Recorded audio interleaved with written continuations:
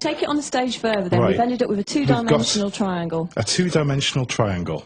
Okay, so we're bringing in the concept of dimensions, we're bringing in the concept of frequency, and we're bringing in the concept of right angles. Yeah. Okay, now imagine a point somewhere in the middle of that triangle and draw upwards to create another point. Okay? And indeed another dimension. And another dimension. What does that tell us now about the triangle? That it's got some height to it. Brilliant. Height is the important thing because that's the dimensions we work in. Absolutely excellent. Without height, so I get a merit mark for that. Yeah. Brownie points. Woohoo! We'll award them as we go through. 2.5. Thanks. So we're working dimensionally. Did you notice as well that that line, if you've got your piece of paper in front of you, that line has come up at right angles to Yes. the piece of paper. Yes. So we're right angles. Really important point. That's why the L comes in so much in here, the whole kind of dimensional stuff. It's creating lattice work of right angles. Okay, so we now have a triangle which has a top to it which makes a triangular pyramid. Three-dimensional. We know how big it is because we know it has height, we know it has breadth, we know how it has width. But what are we referencing that to? And what you're going to see now are what happens to particles of sand and other various particles when a sound resonates across a plate and resonates those particles in tune with the sound. Because when we think, we're not just sending out a wave which resonates the energy, we're sending out on a frequency outside of the range of human hearing, we're sending out a sound. Everything is sound. When we think, a sound goes out, it resonates the energy around us to that sound. And what you're about to see are some pictures that show this happening when sound is introduced and how sound takes random particles and turns it into astonishing form. And that's how this universe was created. In the beginning was the Word was sound. So what you're looking at here is merely particles formed into patterns by sound. They were all over the place to start with, just in random positions on the plate. As soon as the sound appears, they form into these patterns because everything is sound, and it is sound that turns matter and energy into form.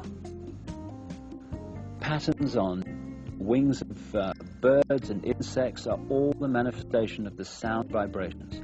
Every organ in our body resonates to a certain frequency.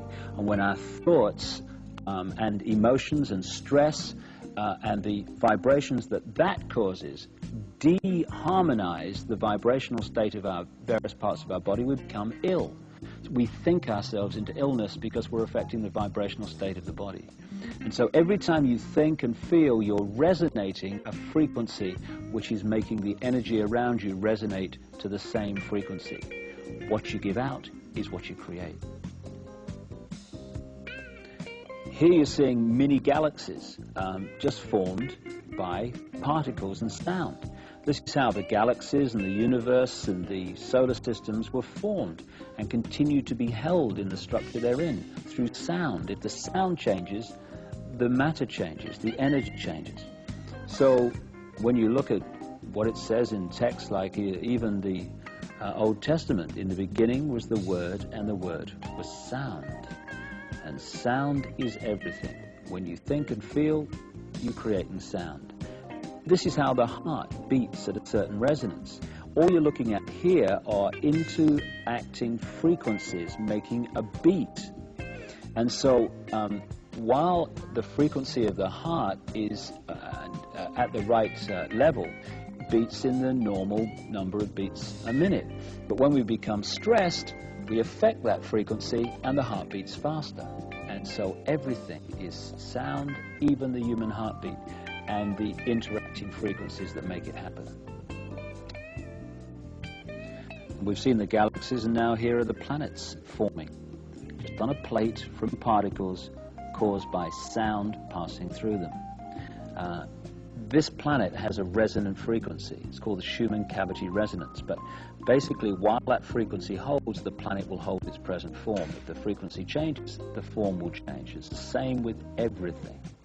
And here you see sound being passed through ion filings and particles, and therefore creating form once again. And from these pictures, it's hardly difficult to see how the human body is formed through sound resonating energy, and how that physical form is held as long as that sound matrix is held. But once that changes, the physical body changes. So there you've seen, with stunning effect, how sound creates form, how galaxies are created, how planets are created. And all those planets, balls of particles, all those revolving galaxies were merely particles turned into that form by sound.